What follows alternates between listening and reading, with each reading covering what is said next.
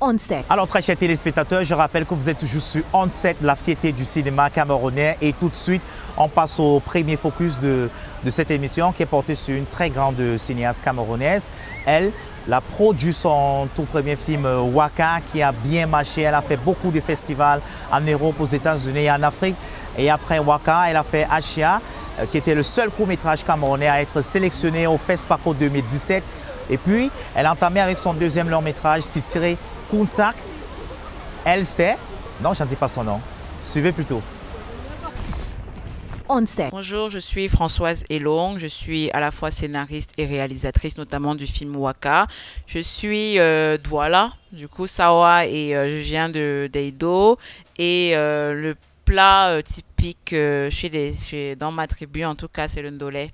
Et le ndolé crevette, c'est ce que je préfère, voilà, pour la petite précision. I like reading. So when you like reading, you develop your mind. So you learn words, but you also because you're reading, you travel a lot in your head. So I think I had a lot of imagination since I was young, and everything came from that. So I started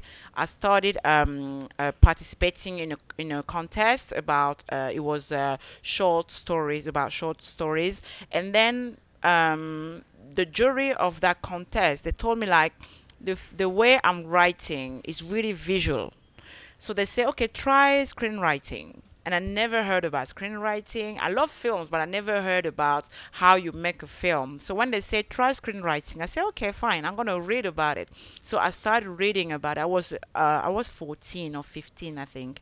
So I started reading about it, and then I realized that they were right, because the way I was writing was not as a writer of a novel. I wanted to be a writer of novel, and I found out that it's not the way my writing doesn't suit with that. So when I started to learn about screenwriting, I found out, yeah, this is exactly what suits me. So that's how it started. And then the direction part started from the curiosity I had, because I love philosophy.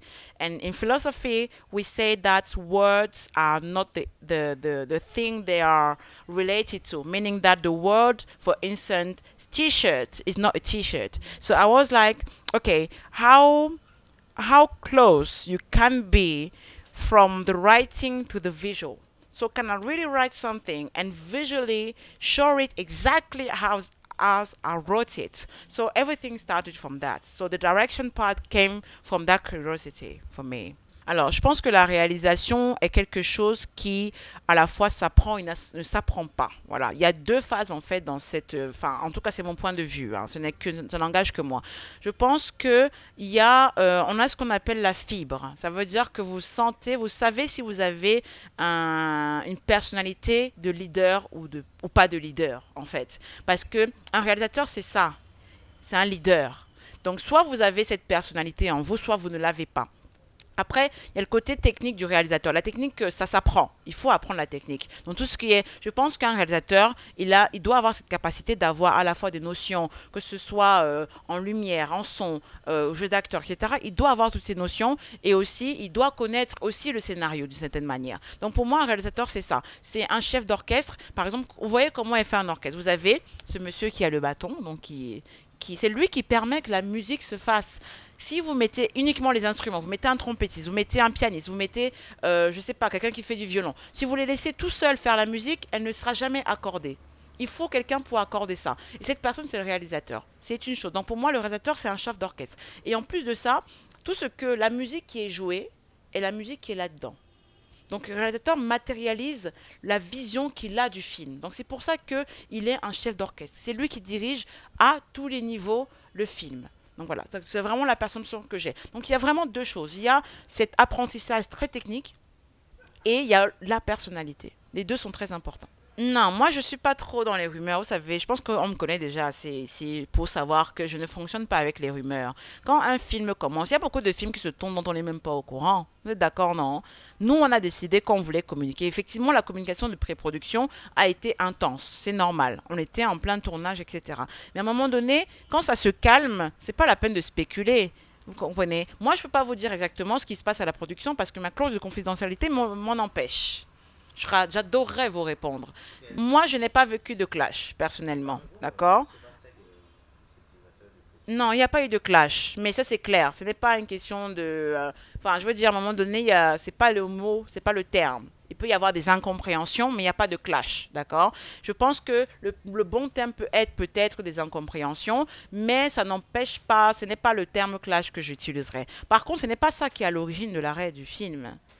D'accord. En fait, l'arrêt du film se situe au niveau où ben, il y a des choses qu'on n'a pas été en mesure de faire, mais qui vont être faites. Tout simplement. Je veux dire, ça arrive dans plein de productions qu'à un moment donné, il faille s'arrêter pour mieux reprendre. C'est tout simplement où on en est aujourd'hui. Ça veut dire qu'on a tourné le film, mais on n'a pas tourné tout ce dont on espérait tourner. Donc maintenant, le film doit... Et puis, ce qui nous empêche réellement de tourner pour le moment, de reprendre, c'est la saison. Le raccord, c'est très important au cinéma. Ah, mais je ne peux pas vous le dire, ça. Je ne peux pas vous dire où on va tourner. Mais oui, mais je sais. Mais parce qu'en fait, une partie du film est tournée là-bas, effectivement. Parce que c'est le décor que moi, j'ai choisi. C'est le décor que moi...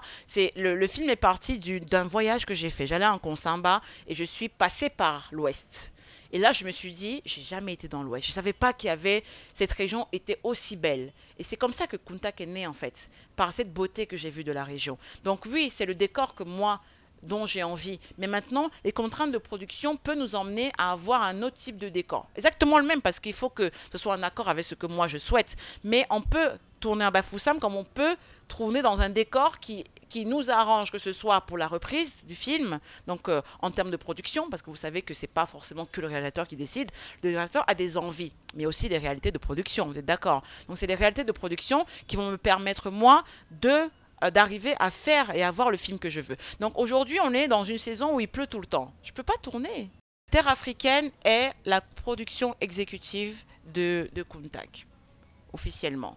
Et je pense que c'est justement des accords de coproduction qui doivent être mis en place pour que il y a plein de partenaires dans Kuntak. Donc il faut que quand on fait des accords, il faut que ça matche avec tous les autres partenaires, vous voyez. Et pour ça, il faut trouver la bonne formule. C'est simplement ça, en fait. Je suis quelqu'un d'extrêmement exigeante, d'accord? Vous savez que quand vous allez en festival, vous êtes encore en train de fabriquer votre film. Ça veut dire que les retours que vous avez en festival vous permettent d'améliorer votre film pour pouvoir ensuite le montrer dans sa meilleure qualité. Moi, je suis quelqu'un d'exigeante, d'accord? J'ai eu des retours de Ashia qui m'empêchent, pour moi, en tant que réalisatrice, de le montrer tel qu'il est pour le moment.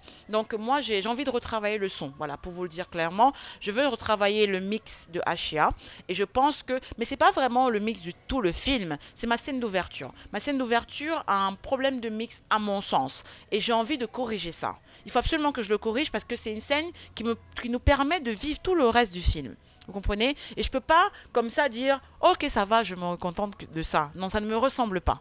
Donc je préfère ralentir la vie de mon film et une fois que je suis contente du résultat, parce qu'il n'est jamais trop tard, vous savez, les festivals sont toujours friands d'avoir des courts-métrages, etc. Mais après, il ne faut pas que je sois trop long non plus.